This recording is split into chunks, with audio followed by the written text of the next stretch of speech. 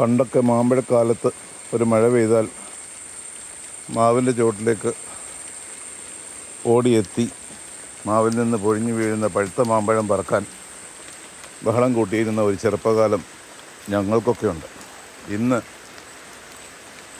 ഞാൻ നാട്ടിലേക്ക് വന്ന് എൻ്റെ വീടിൻ്റെ പറമ്പിൽ നിൽക്കുന്ന മാവിൻ്റെ ചുവട്ടിലേക്ക് വെറുതെ ഒന്ന് കയറി നോക്കിയപ്പോൾ കണ്ട കാഴ്ചയാണിത്. മാവിൽ നിന്ന് പൊഴിഞ്ഞു വീഴുന്ന മാമ്പഴം പറക്കേണ്ട ബാല്യങ്ങളൊക്കെ വിദേശത്ത് കുടിയേറുകയും വീടുകളിൽ മാതാപിതാക്കൾ തനിച്ചാകുകയും ചെയ്യുന്ന ഒരു കാലഘട്ടത്തിൽ ഇങ്ങനെയൊക്കെ ഉള്ള കാഴ്ചകൾ കണ്ടില്ലെങ്കിലേ അത്ഭുതമുള്ളൂ.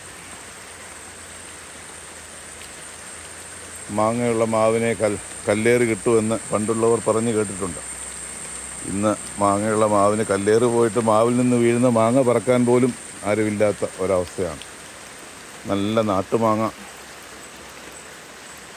കൊട്ടക്കണക്കിന് വാരിയെടുക്കത്തക്ക പോലെയാണ് പൊഴിഞ്ഞു വീണ് കിടക്കുന്നത്. ഇത് കണ്ടാൽ സങ്കടം വരും.